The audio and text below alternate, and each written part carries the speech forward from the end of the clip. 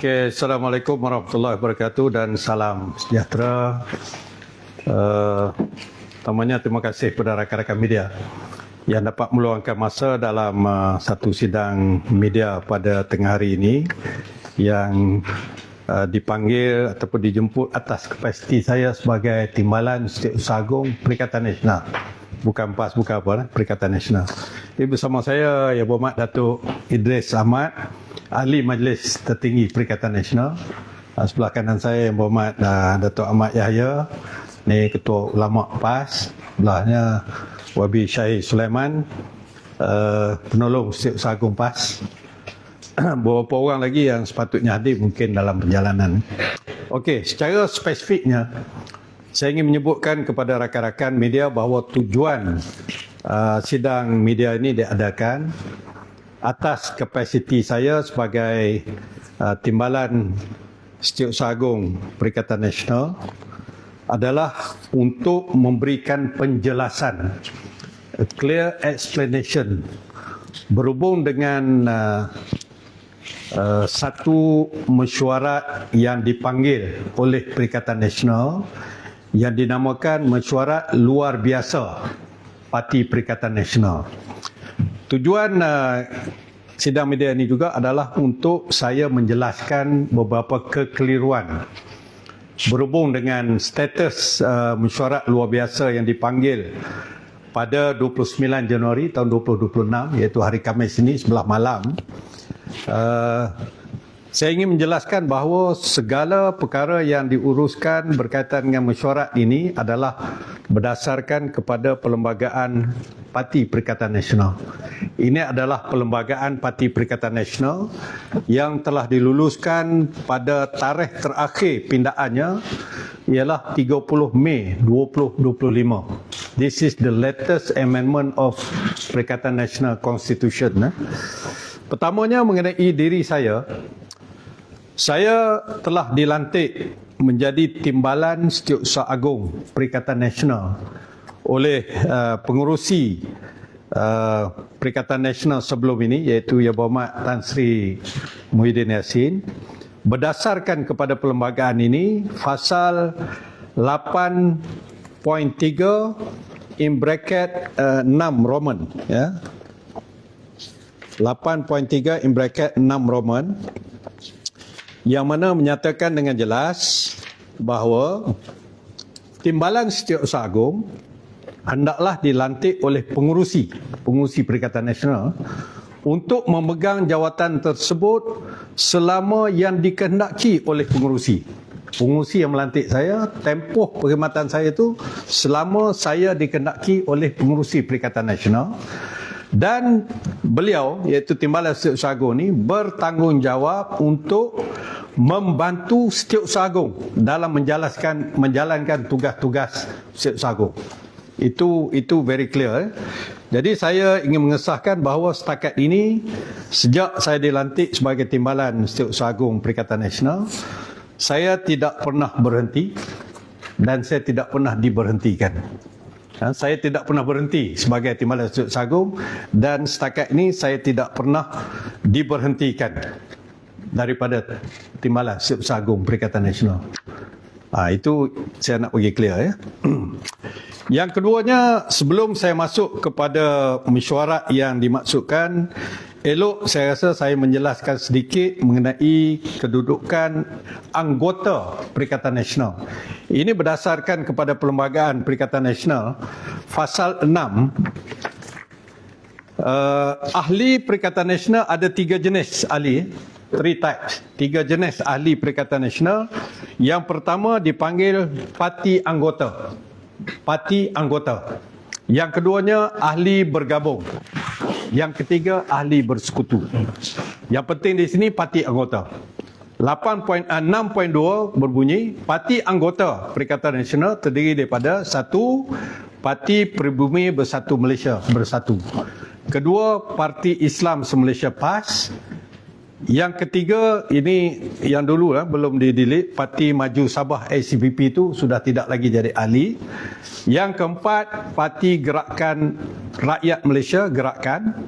Yang kelima, lain-lain parti politik. yang dipersetujui secara majoriti oleh ahli-ahli Majlis Tertinggi supaya diterima menjadi anggota Perikatan Nasional. Jadi kategori ini termasuk satu parti anggota iaitu Malaysian Indian People's Party, MIPP. Majlis Parti Rakyat India Malaysia. MIPP itu masuk dalam kategori 5. Walaupun tak disenaraikan nama, masuk kategori 5. Sekarang ini ada 4 parti anggota Perikatan Nasional bersatu, PAS, Gerakan, MIPP. Only 4 parti dia panggil ahli parti anggota, parti anggota. Ialah itu ahli bergabung, ahli bersekutu tu tak terpakailah sebab tak ada sekarang ni. Okey, itu kedudukannya. Kemudian di dalam perlembagaan Perikatan Nasional juga, dari segi pentadbirannya, dia ada 2 body, 2 badan. Satu dipanggil Majlis Presiden. Majlis Presiden ni adalah satu peruntukan yang dimasukkan dan diluluskan oleh ROS pada 30 bulan 5 tahun 2025. This is our latest amendment. Bulan 5 tahun 2025, ROS telah meluluskan Perikatan Nasional mempunyai satu body yang dipanggil Majlis Presiden. Yang kedua, ini yang sudah lama, asalnya pentadbiran Perikatan Nasional ditadbir oleh Majlis Tertinggi Perikatan Nasional, iaitu MTPN, yang mengandungi pengerusi, timbalan-timbalan pengerusi, Setiausaha Agung, Ketua Penerangan, Bendahari Agung, Timbalan Setiausaha Agung, Ketua Wanita, Ketua Pemuda, Ketua Pengarah Pilihan Raya dan 2 orang wakil dari setiap parti anggota sebagai ahli Majlis Tertinggi. Hendaklah dinamakan oleh parti anggota. So, secara ringkasnya dalam Perikatan Nasional mesti ada pengerusi. Ada timbalan-timbalan pengerusi. Siapa timbalan pengerusi? Dalam 8.3.2 Roman, setiap parti anggota hendaklah melantik seorang wakilnya untuk menjadi pengerusi Majlis Tertinggi. Okey, dalam keadaan sekarang ni, semasa Tan Sri Muhyiddin menjadi pengerusi Perikatan Nasional, timbalan pengerusi Perikatan Nasional daripada PAS ialah Presiden PAS. Itu dinamakan oleh PAS. Daripada Parti Gerakan, Datuk Dominic Lau dicalonkan ataupun dilantik oleh Parti Gerakan.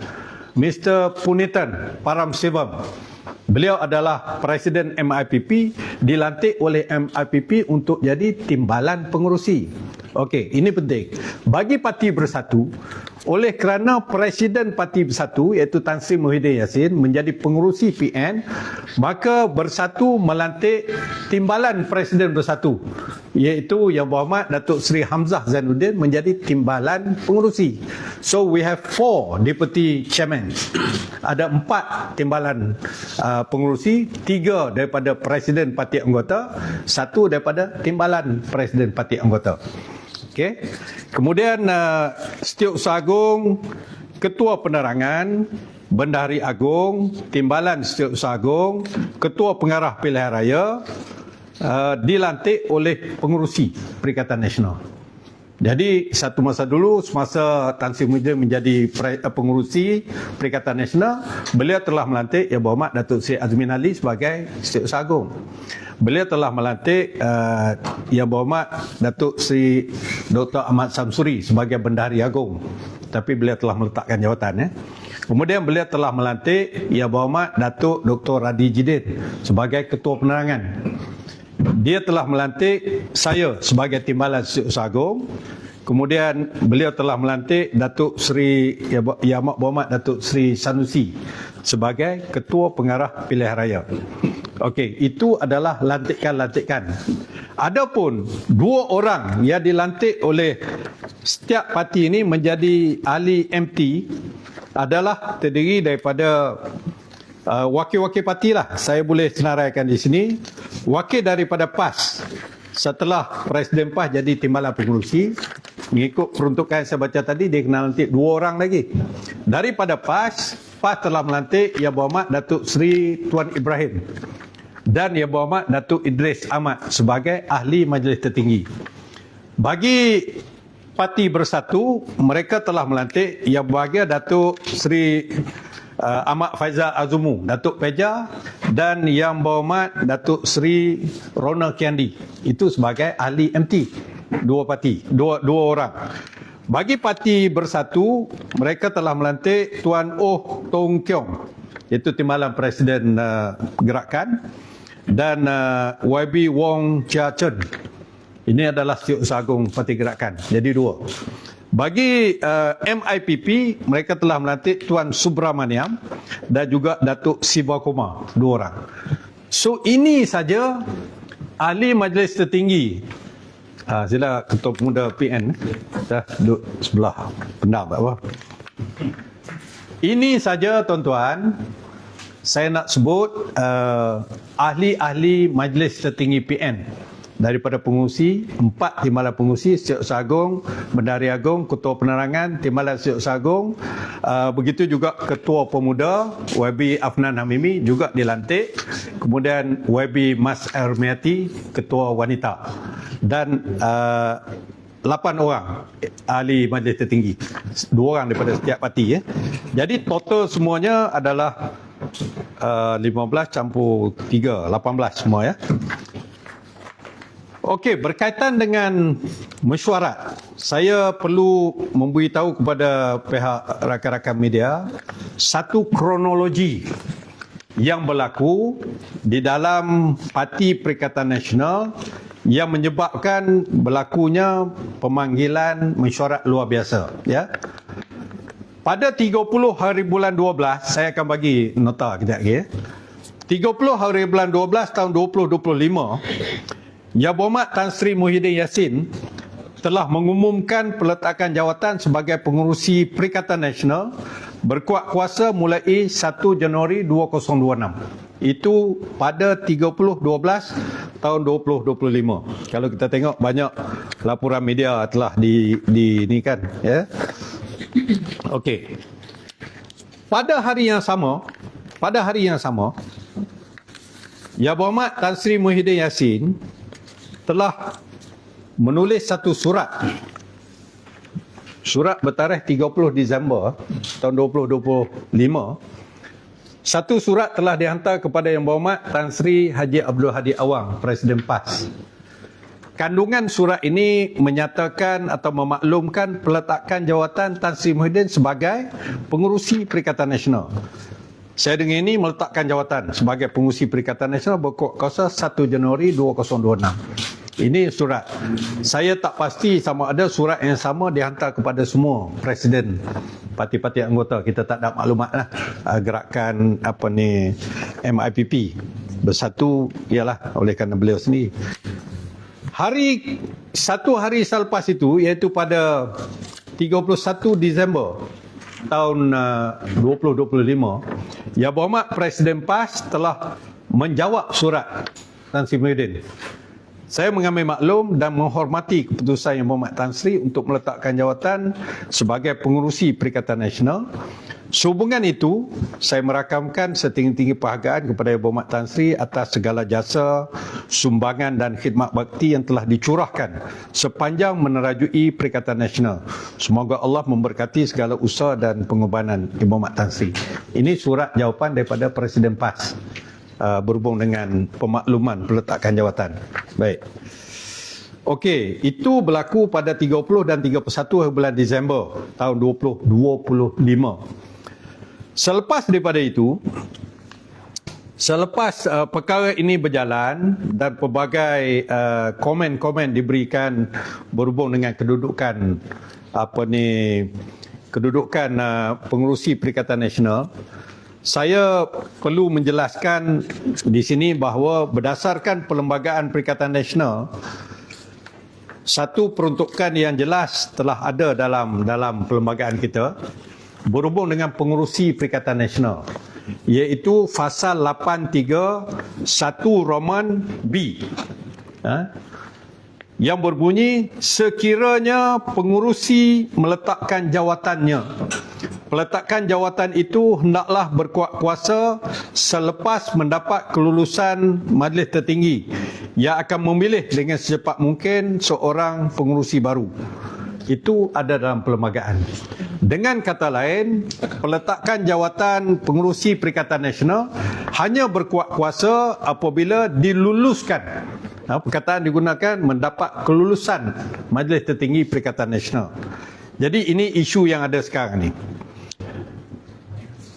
Walau bagaimanapun kami telah diberikan pandangan oleh pakar-pakar perundangan bahawa walaupun peletakan jawatan pengurusi PN ini hanya berkuat kuasa setelah diluluskan oleh Majlis Tertinggi, pandangan dari segi undang-undangnya mengatakan bahawa apabila pengurusi Perikatan Nasional meletakkan jawatan dan beliau meletakkan tarikh berkuat kuasanya peletakan jawatan ini sebagaimana dalam surat ni berkuat kuasa bila dia tulis di sini berkuat kuasa 1 Januari tahun 2026. Ini surat pengurusi sendiri. Pandangan undang-undang yang kami terima ialah dari segi undang-undang dia panggil functus officio. Functus officio ni sudah berkuat kuasa. Tapi tak apalah, walaupun demikian perlu dibawa kepada Majlis Tertinggi Perikatan Nasional untuk diluluskan juga. Jadi sehubungan dengan itu, sehubungan ini fakta dalam Perlembagaan Perikatan Nasional juga ada satu peruntukan fasa 12 yang memperkatakan tentang mesyuarat, kekerapan mesyuarat Perikatan Nasional. 12.1 ni tak pentinglah. Mesyuarat Majlis Tinggi hendaklah diadakan sekurang-kurangnya 4 kali setahun atas arahan pengerusi atau pemangku pengerusi. Salah satu mestilah dianggap sebagai mesyuarat agung tahunan Majlis Tertinggi. Itu tak apalah satu. Yang kedua yang penting, mesyuarat luar biasa Majlis Tertinggi boleh diadakan atas permintaan bertulis kepada Setiausaha Agung dari sekurang-kurangnya separuh dari jumlah parti anggota. You must remember parti anggota 4. Kalau separuh daripada parti anggota meminta diadakan mesyuarat luar biasa, Setiausaha Agung hendaklah memanggil mesyuarat itu dalam tempoh 14 hari dari tarikh penerimaan permintaan itu. Ini peruntukan dalam perlembagaan. Dalam perkara-perkara tertentu, ini yang telah dibuat. Oleh itu, Pejabat Perikatan Nasional telah menerima satu surat daripada Presiden Gerakan bertarikh 7 Januari tahun 2025. Ini suratnya. Surat ini ditujukan kepada Pejabat Setiausaha Agung. Kepada pejabat. Jadi saya dapatlah satu. Sebab Setiausaha Agung tak ada. Pejabat Setiausaha Agung.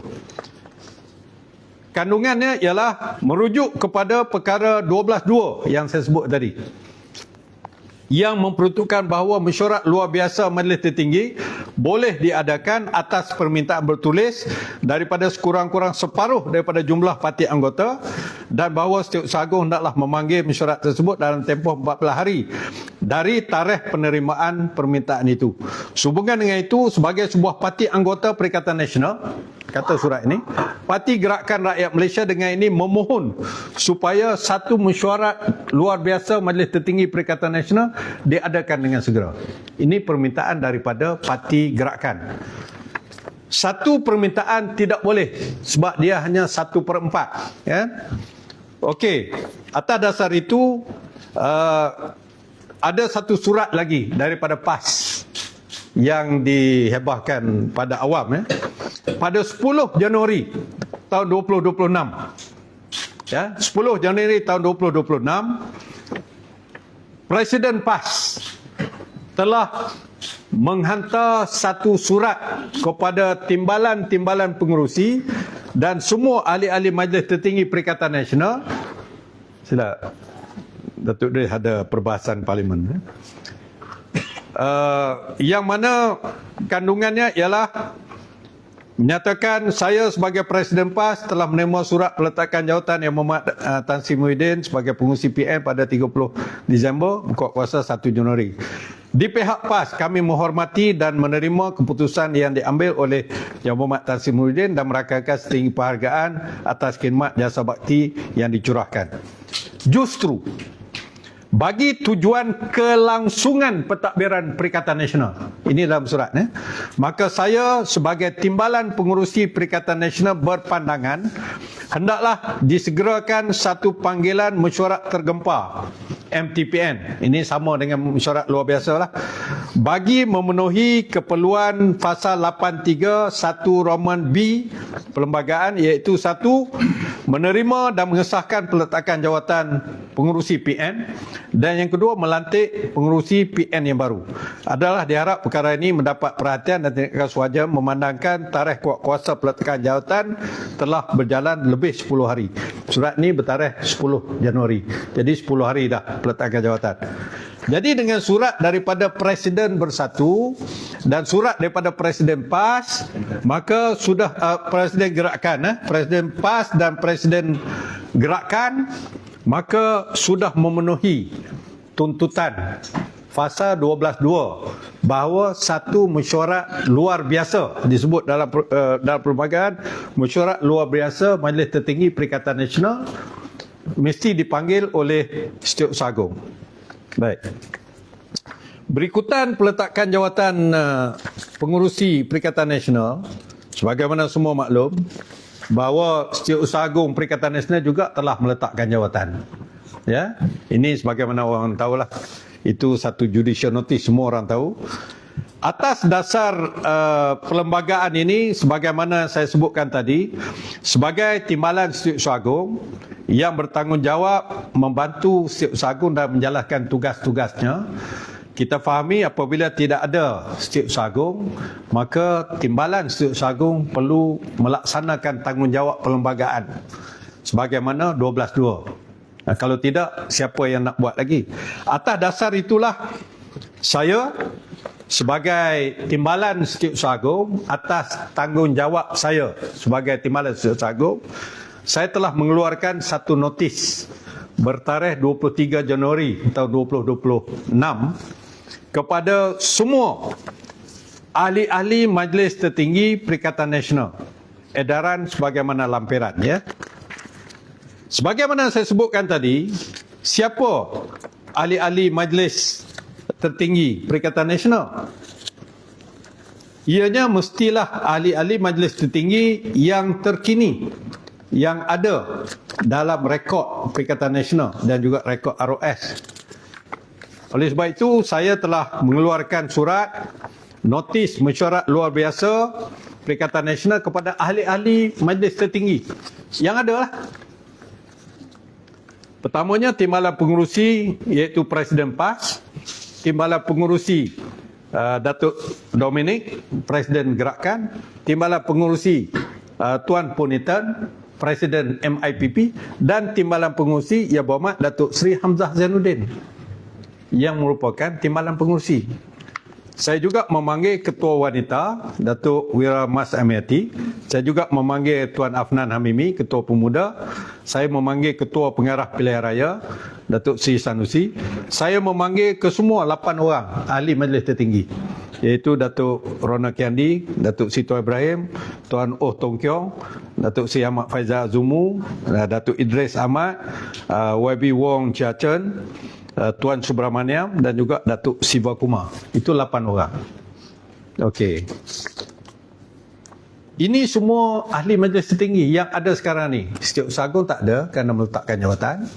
Ketua Penerangan pun tak ada kerana meletakkan jawatan. Jadi saya tak panggil. Dan pada pemahaman saya, apabila Tan Sri Muhyiddin Yassin meletakkan jawatan berkuat kuasa 1 Januari tahun 2026 dan juga menjadi satu functions official berkuat kuasanya. Jadi saya mengambil tindakan untuk tidak mengemukakan ataupun memanggil beliau dalam mesyuarat ini. Kerana pada pandangan saya, kerana rekod kita, wakil bersatu sebagai Timbalan Pengurusi adalah Yang Berhormat Datuk Seri Hamzah Zainuddin. Sehingga dan selagi ianya tidak dibatalkan. Ya, setakat tidak ada apa-apa pemakluman kepada pejabat Setiausaha Agung Perikatan Nasional bahawa berlaku pertukaran. Jadi surat ni dikeluarkan kepada ahli-ahli Majlis Tertinggi seramai 16 orang lah, termasuk saya 16 orang. 15 orang dipanggil, 16 sekali dengan saya. Jadi atas dasar itulah kita telah memanggil mesyuarat ini pada 29 hari bulan Januari tahun 2026, iaitu hari Khamis ini, setelah saya menghubungi sendiri, bukan orang lain, saya menghubungi sendiri. Yang berbahagia Datuk Dominic Lau, mengenai tarikh tersebut beliau bersetuju. Saya menghubungi Yang Berhormat Datuk Tan Sri Presiden PAS, Tan Sri pun bersetuju. Jadi pada pandangan saya, mereka yang meminta diadakan mesyuarat luar biasa ini bersetuju tarikh ini, dan Presiden Gerakan juga bersetuju boleh diadakan di pejabat mereka sebagai salah satu parti anggota. Maka surat ini menjelaskan tempat mesyuarat ini diadakan, Ibu Pejabat Parti Gerakan di Jalan Pudu Ulu, Ceras, Kuala Lumpur. Agenda yang saya juga senaraikan agendanya, yang pertama, satu, memilih pengurusi mesyuarat dari kalangan timbalan-timbalan pengurusi PN. Sebab dia sebut sini, bila tidak ada pengurusi, maka salah seorang timbalan pengurusi PN itu hendaklah dilantik untuk menjalankan tugas. Jadi ini untuk mempengurusikan mesyuarat. Agenda yang kedua, mengesahkan perletakan jawatan pengurusi PN sebagaimana kehendak pasal 831B yang tadi kena diluluskan. Yang ketiga, apabila atau sekiranya Majlis Tertinggi Perikatan Nasional meluluskan peletakan jawatan pengurusi PN, maka selepas tu baru diadakan pelantikan pengurusi PN yang baru. Saya letak dalam surat ini tertakluk kepada agenda 2 di atas. Agenda 2 ini meluluskan peletakan jawatan pengurusi PN. Andai kata Majlis Tertinggi PN tidak meluluskan peletakan jawatan Tan Sri Muhyiddin, maka legally dia masih kekal sebagai pengurusi lah, dan tak perlulah agenda 3 ni melantik pengurusi PN yang baru. Very clear dan tidak ada apa-apa keraguan lagi lah tentang perkara ini. Jadi atas dasar itu saya dengan penuh yakin mengatakan bahawa tindakan untuk memanggil mesyuarat luar biasa Majlis Tertinggi Parti Perikatan Nasional pada 29 Januari 2026 pada jam 8.30 malam di Ibu Pejabat Parti Gerakan Malaysia di Ceras adalah berdasarkan kepada perlembagaan dan tidak bercanggah langsung dengan perlembagaan. Saya hanya melaksanakan tanggungjawab sebagai timbalan Setiausaha Agung. Ya. Itu kedudukannya. Itu je yang saya nak jelas. Yang lain-lain itu saya tak nak campur-campur. Ini saja tanggungjawab saya untuk menjelaskan perkara ini. Jadi apa yang akan berlaku selepas ini kita tak tahu. Tunggulah 29 hari bulan, ataupun kalau ada apa-apa keputusan di peringkat kepimpinan tertinggi, sebagai contohnya presiden-presiden 4 parti anggota ni buat keputusan yang lain, kita tengoklah apa yang saya caveat benda ni. Ini setakat ini. Kalau tak ada apa-apa perubahan, inilah occasion yang akan berlaku pada 29 Januari 2026 dan agenda-agenda itu. Kalau ada keputusan yang lain, mungkin kita akan maklumkan balik. Itu saja saya punya perkara utama yang saya nak sebutkan. Ya, terima kasih. Any question? Tan Sri. Belum tadi. Ya. Tak apa. You mention mungkin kalau ada keputusan yang dibuat oleh Presiden Parti, dia akan ubah apa yang mungkin berlaku 29 hari bulan. What could they possibly do that will change things? It could be a decision among the party presidents. They decide something else, so it will be bound on us lah. Something to call off or something, To call off meeting contohnya. Sebagai contohnya ada lagi perkara-perkara yang perlu dilakukan. But sekarang ini untuk for record purposes, Presiden PAS telah berjumpa dengan Presiden Bersatu Tan Sri Muhyiddin. untuk bincangkan mengenai perkara ini. Dan basically apa yang saya faham, sebab saya juga hadir, perlu ada beberapa pindaan kepada Perlembagaan Perikatan Nasional, tetapi ianya tidak menyekat mesyuarat-mesyuarat untuk menyelesaikan isu peletakan jawatan dan juga pemilihan pengurusi baru. It won't stop the process of approving the resignation dan juga to appoint a new chairman of Perikatan Nasional. That is very clear. Mungkin ada pindaan pun boleh dibuatlah bila-bila masa. Dan for your information, as it is now, Majlis Presiden masih belum lagi berfungsi. Majlis Presiden, kalau saudara tengok, dia ni ahli Majlis Presiden very clearly stated, ianya mestilah presiden parti. Ya. Majlis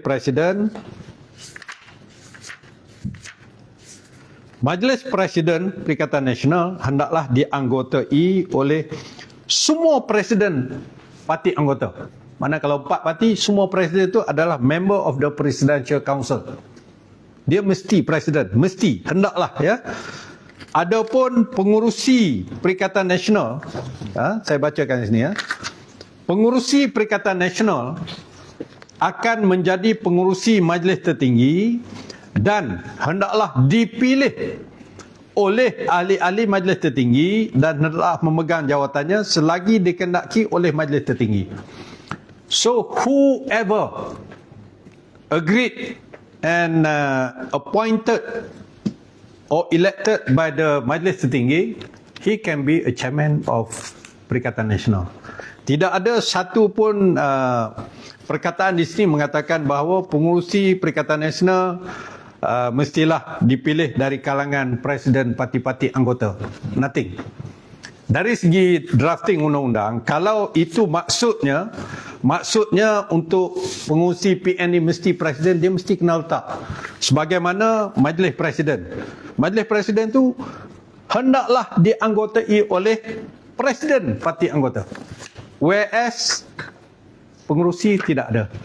So PAS berpandangan whoever, kalaulah di kalangan parti-parti anggota itu bersetuju PAS menjadi parti yang mengetuai Perikatan Nasional. So whoever nominated or proposed by PAS to be elected as chairman of Perikatan Nasional, he is qualified. Not necessarily president of PAS. Itu yang kita faham. And based on the provision in the constitution, tidak ada syarat. Katakanlah PAS nak lantik timbalan presiden dia ke, naik presiden dia ke, it's up to PAS. Kalau dah unanimously agreed PAS yang lead, up to PAS lah. Sebagaimana Tan Sri Muhyiddin dulu. Apabila kita bersetuju bersatu lead Perikatan Nasional sebagai pengurusi, whoever from Bersatu, nominated by Bersatu untuk jadi pengurusi, kita terima lah. Tapi coincidentally, Tan Sri Muhyiddin, dia juga Presiden Bersatu, kita terima. Kalaulah katakan dia nominate timbalan presiden kan naik Presiden Bersatu, law says he can do that, they can do that. Dia boleh buat begitu. Tapi ni, dan apabila pengurusi Perikatan Nasional sebelum ini daripada Presiden parti anggota, itu bukan bermakna the new president, new chairman of Perikatan Nasional mesti tidak ada. Whoever. Jadi ahli-ahli Majlis Tinggi PN pilih parti mana mengetuai atau memilih siapa? Dalam perundangan ni, dalam perlembagaan dia kata siapa-siapa, dia tak kata parti mana-mana. Tapi biasanya lah sekarang ni bila Tan Sri Muhyiddin letak jawatan, beliau daripada Bersatu, dan pada umumnya semua orang tahu bahawa yalah Bersatu lah, kita sebut Bersatu bersetuju lah. In fact dah lama Tan Sri Muhyiddin ni mempelawa PAS untuk mengetuai PN. Sebelum ini kita tak apalah Tan Sri dulu. So apabila berlaku peletakan jawatan, maka kita we offer ourselves to be a chairman of Perikatan Nasional. Jadi bila dipersetujui, maka kita akan kemukakan calon kita lah untuk pengurusi Perikatan Nasional yang saya boleh sebutlah oleh kerana disahkan oleh mesyuarat tertinggi PAS, is not President of PAS. Itu saja saya boleh bagi hint. Who will be nominated is up to President to announce in the short time, very soon. Saya ada sebut tentang pindaan kepada perlembagaan. Ya. Masa pertemuan antara Ya. guru dan juga Sri Muhyiddin. Ya. Jelaskan pindaan. Ya. Saya boleh jelaskan dengan terperinci bahawa antara perkara yang dicadangkan dan dipersetujui oleh kedua-dua presiden ialah pindaan berhubung dengan Majlis Presiden. Sekarang ini Majlis Presiden ni tugas dia hanya membuat keputusan muktamad mengenai dasar utama Perikatan Nasional yang dirujuk oleh Majlis Tertinggi. Yang keduanya mengenai ketetapan kursi pilihan raya yang dirujuk oleh jawatankuasa perundingan kerusi. Perkara-perkara yang dirujuk saja. Jadi pandangan kedua presiden itu kita strengthen, kita perkasakan tugas Majlis Presiden. Jadi kami pun bersetuju. Dan in fact telah ditubuhkan satu jawatankuasa untuk mengkaji cadangan pindaan.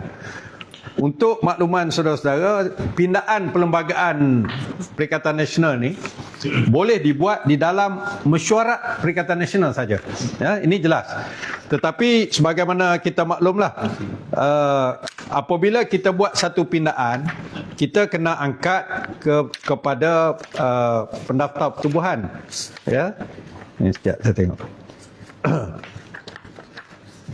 Pendaftar pertubuhan akan mengambil masa yang tak tahulah, bergantung pada mereka lah untuk meluluskan pindaan itu. Jadi pada pandangan kami PAS, apabila Perikatan Nasional tidak ada pengurusi, sedangkan banyak urusan-urusan termasuk pilihan raya negeri yang terdekat, kita perlu menyelesaikan isu pengurusi Perikatan Nasional dahulu. Adapun Majlis Presiden tu will come later apabila pindaan ini diluluskan. Sebenarnya secara perlembagaan, presiden-presiden parti sudah pun menjadi ahli Majlis Presiden. Cuma dia nak pindah dari segi dia punya jurisdiction ataupun job scope dia, bidang tugas dia. Itu dia akan dibuatlah pindaan itu. Ya. Betul ke PAS dan Bersatu sudah bersetuju dalam perbincangan baru ini bahawa Tan Sri Muhyiddin akan menjadi mengetuai Majlis Presiden? Itu pada dasarnya kita tak ada masalah. Cumanya dari segi prosesnya, apabila ada Majlis Presiden tu perlu menentukan siapa jadi pengurusi dia, bukan orang lain. I think among them. Maknanya di kalangan presiden-presiden parti itu dia boleh. Kalau semua setuju Tan Sri Muhyiddin lah. Nah, itu tidak ada apa-apa keputusan dibuat berhubung dengan perkara ini.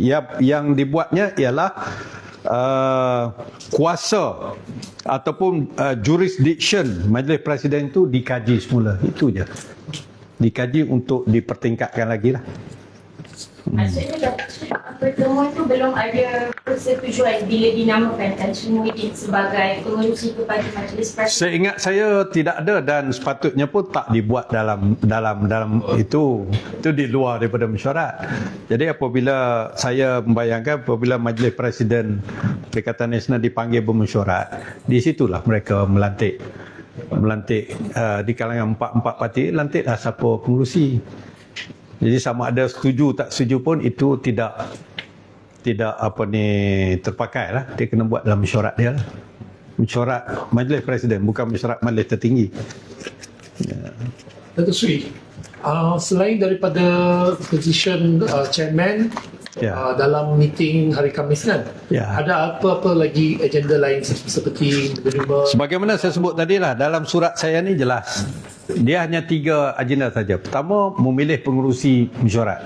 Yang kedua, meluluskan ataupun membincangkan sama ada meluluskan atau tidak peletakan jawatan pengurusi PN yang lalu, Tan Sri Muhyiddin.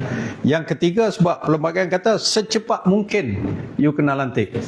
The moment you dah approve the resignation of chairman, so immediately you proceed with the appointment of new chairman. Itu saja. Dan saya jangka ialah kalau kita dapat melantik pengurusi PN pada 29/1, pengurusi PN sudah tentulah akan panggil mesyuarat. Kerana dia perlu lantik Siuk Sagung, perlu lantik bendahari, ketua penerangan Timbalan Siuk Sagung dan juga pengarah pilihan raya. Kalau dia nak lantik yang baru. Kalau dia nak kekal lah. Ini purely the power of the chairman of PN. Tak perlu negotiate, tak perlu bincang dengan siapa-siapa. Saya boleh baca.